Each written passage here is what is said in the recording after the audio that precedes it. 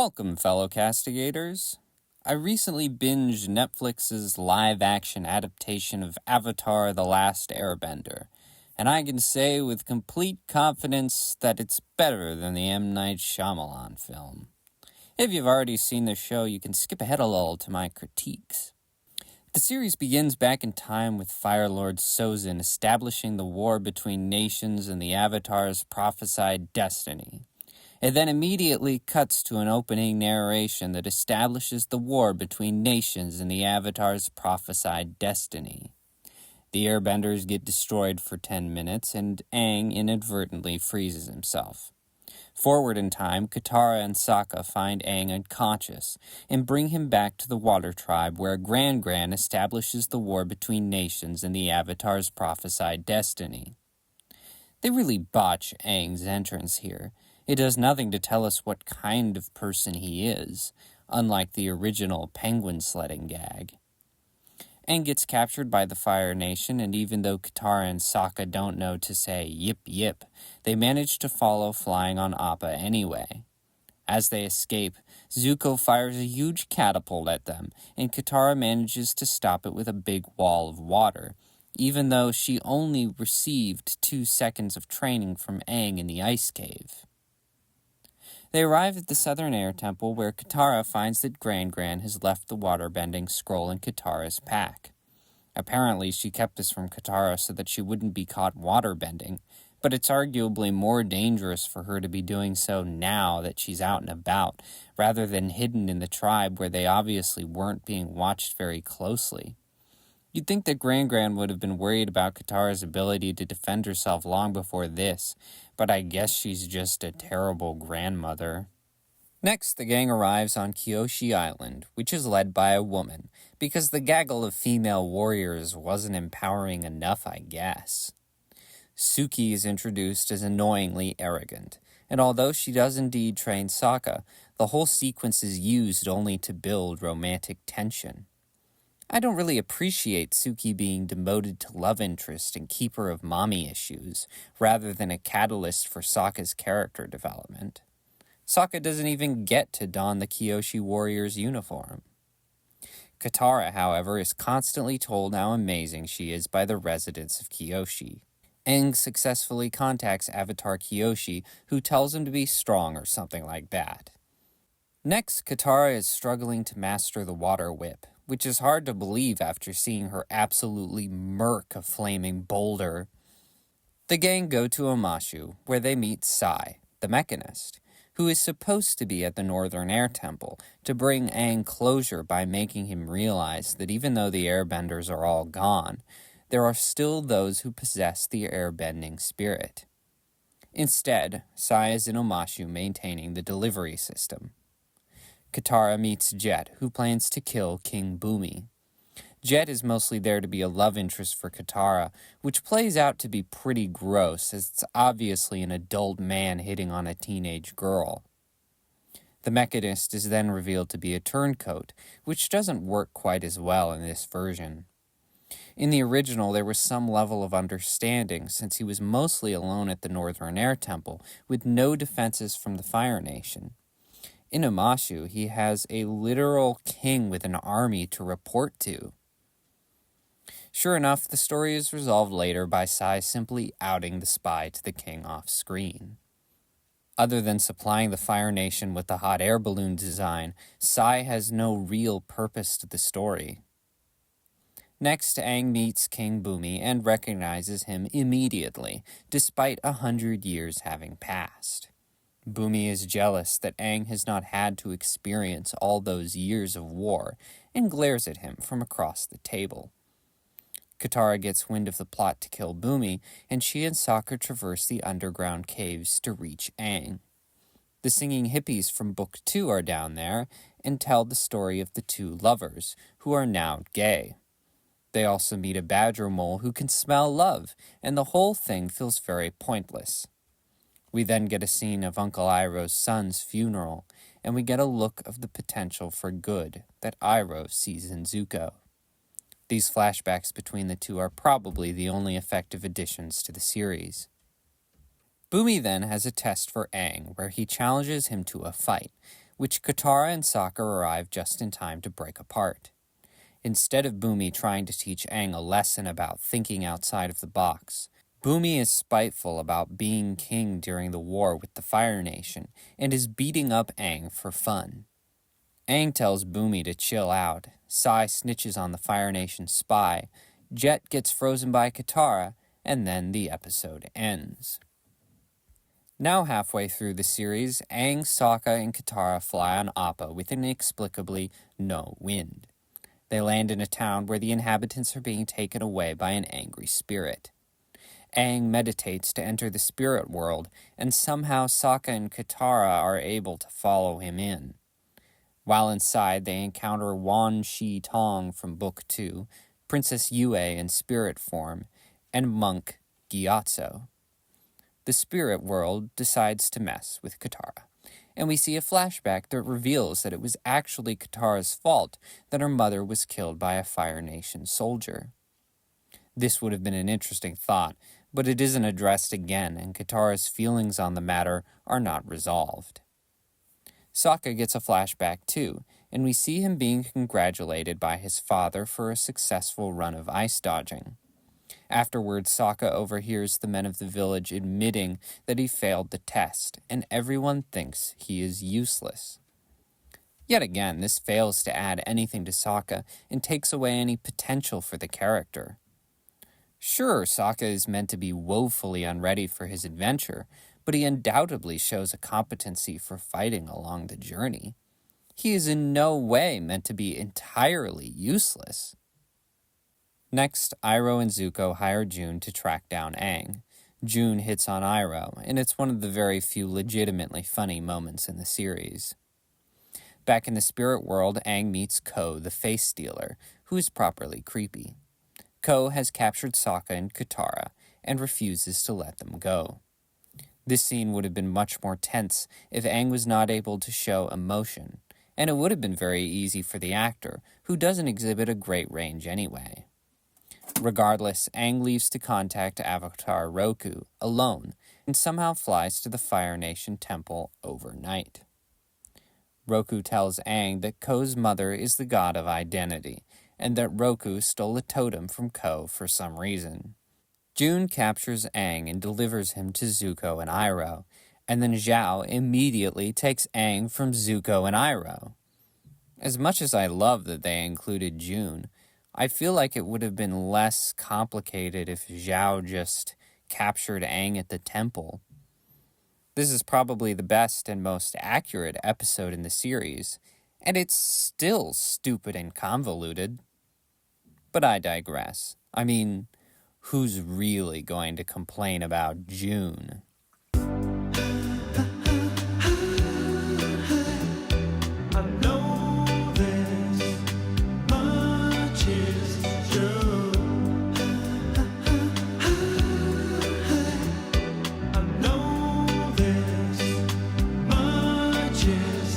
Anyway, we get a flashback of Zuko speaking against the Fire Nation's plan to send troops to their death as a distraction. Zuko is challenged by his father, Fire Lord Ozai, and Zuko doesn't refuse to fight, but loses horribly.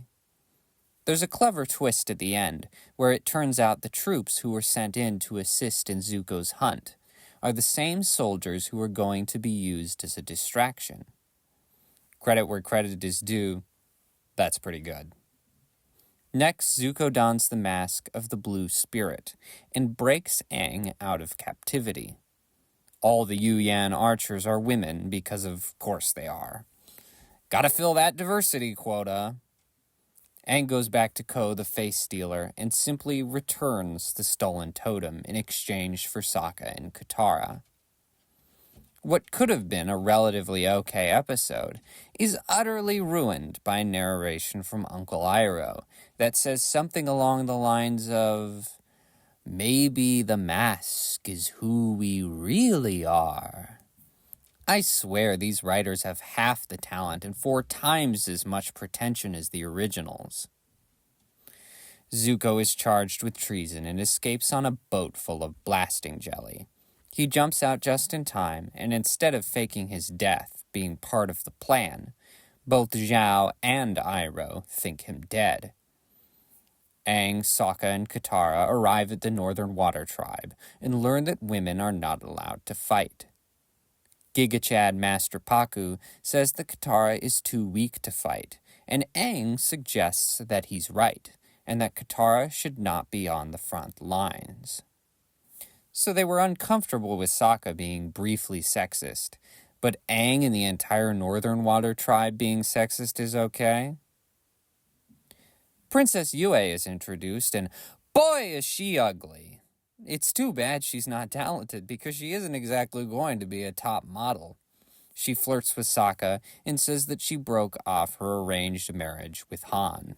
That's not how it works. That's not how any of this works. Not only is it a poor attempt to give Yue an agency that she already has, but it completely robs Yue and Sokka's relationship of any tension. Sokka lamely proclaims that even though he's incompetent, that he'll be great in his own way. I think this is supposed to be a way of resolving Sokka's past failures, but it doesn't work because we're never told in what way he is great. It's clear that the writers have not cared about Sokka this whole series, and this was the most effort they could muster. This adaptation does the same thing to Sokka that the Harry Potter films did to Ron Weasley. Sokka's potential moment is interrupted by Katara, who announces that she's going to challenge Master Pakku. This really takes all of the tension out of her angry resolve before the Water Tribe Council, and the following fight is nowhere near as cool, even though it has some of the same moves. The subplot where Gran was engaged to Pakku is removed, so the writers don't quite know how to end the fight. They made it look like Pakku just gives up early and saunters away. He doesn't end up training Aang or Katara, and the episode ends. The finale begins not with Aang single-handedly taking out about a dozen Fire Nation ships, but Aang, Sokka, and Katara combining their efforts to take out just one. As the battle begins, an awkward chorus line of old women stand in defiance of the Water Tribe's sexist traditions. Master Pakku changes his mind for no reason and sends them to fight. Next, Momo almost dies. Yes, you heard me right. Momo almost dies. But Yue takes him to the spirit oasis and heals him. Zhao enters the oasis and kills the moon spirit. One thing I appreciate is that everything becomes black and white unless lit by fire. The effect couldn't have been easy to do, and it's excellent that at least in this respect they went out of their way to be faithful. Aang then angrily becomes Godzilla and begins wreaking havoc on the Fire Nation. Admiral Zhao is killed by Uncle Iroh instead of the Ocean Spirit, which robs Zuko of his chance to try to save Zhao's life. After a rushed explanation, Yue sacrifices herself to become the Moon Spirit, and sadly does not die in Sokka's arms. Balance is restored, and Sokka and the king share an awful scene together. Finally, just like every modern production, it ends by telling us to let go of the past to ensure that we accept their inferior future. At the end, we see that Azula has sieged Omashu and taken King Bumi captive. Earlier, we're told that the Fire Nation can't wage a frontal assault on Omashu because of its sheer strength, proved by its survival of 100 years of war. But apparently, some tiny girl child can just waltz in and take it. So there you have it, the 2024 version of Avatar: The Last Airbender. Just in case you didn't notice, the story is totally botched. The characters still do the same things, but with different purposes. Suki still trains Sokka, but it's done so that Sokka can fall in love rather than learn to be humble and respect the gender and culture of the Kyoshi warriors. Sai and his son still build contraptions, but do not inspire Aang by exhibiting the airbender spirit. King Bumi challenges Aang out of spite rather than to teach him.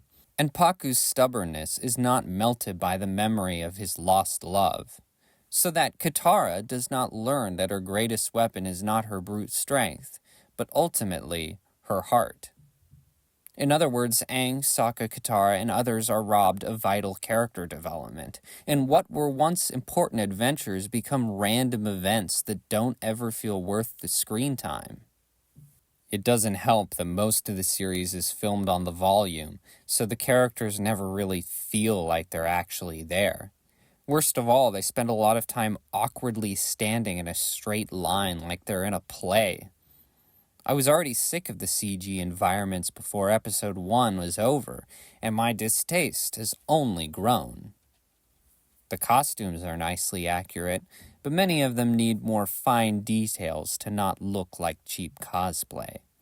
For instance, the reason Aang's tattoo works pretty well is because even though they were accurate with a big blue arrow, up close it's full of swirls and small details. That was a wise choice, and they needed to keep that idea running through production design. One more visual critique I have is with direction and editing.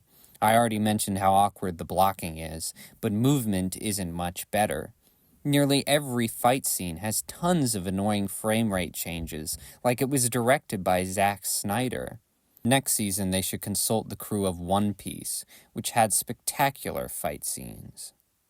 I was also getting whiplash from how often they cut back and forth between characters. While the original show was not afraid to follow the main characters uninterrupted for long periods of time, sometimes whole episodes, this version constantly cuts away, as if refusing to resolve its own clunky dialogue. It doesn't help that there's an awful lot of time wasting whenever they're not rushing 3 stories together at once. For example, Azula is introduced early, but she has no role to play in the story yet. So each episode is full of scenes cutting back to Azula doing absolutely nothing of importance. I feel like they would have had more time to carry out important character arcs if they didn't dawdle so often with setup. Speaking of the characters, is it so hard to find actors who don't mumble? Or is it so hard to direct actors not to run all their words together? It sounded like nearly every young actor was scared of talking to people. The only ones capable of enunciation were Zuko, Suki, and Jet. Zuko in particular seemed to be carrying this series on his back. Even though Paul Lee obviously didn't know how to play Iroh, scenes with Zuko and Iroh work because of Dallas Liu. Even though Paul Lee clearly didn't watch the cartoon, his acting isn't bad. It's just missing Mako's warmth and a little bit of twinkle. Actually, if any actor is worth complaining about, it's Katara.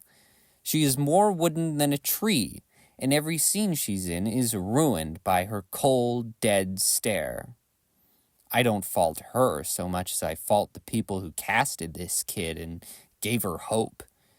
She literally has 2 expressions, angry and whatever you call the blank look she gives in every other scene. There are some other weak links, but with most people you can tell they're just not being given a lot of direction. There are some good actors, though, such as Suki, the Mechanist, Fire Lord Ozai, June, and the Cabbage Merchant. But I have to say the standout for me was Ken Leung as Commander Zhao. He's absolutely stunning in the role, especially for a guy who thought he was auditioning for a sequel to James Cameron's Avatar. The fact that his character is dead is a huge negative for me when I think of the prospect of watching Season 2. Besides, the producers of this show seem determined to waste my time. This live-action adaptation was an utterly pointless thing to make. It doesn't expand on the story or characters in any meaningful ways. It fails to deliver on things that people want to see by misunderstanding what made it work in the first place. And unlike One Piece, it doesn't even make the story more accessible to a new audience. If anything, this is a regression of Avatar. Now, I could go on for quite some time with critiques for this show, but I'll finish by citing the one big thing that really made it fall apart for me: the treatment of Katara.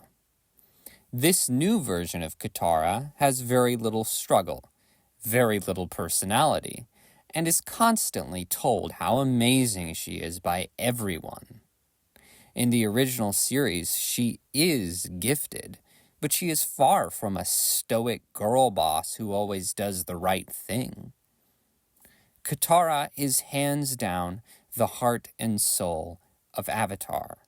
Her rousing speeches, her temper, and her care for the team were instrumental to the balance of the show and the survival of the characters. Katara's spirit made her journey one of the most interesting to watch in television history, and Avatar is nothing without it. This Netflix adaptation is a complete waste of your time, and you'd be better off revisiting some of your old favorites. With that, I thank you for listening.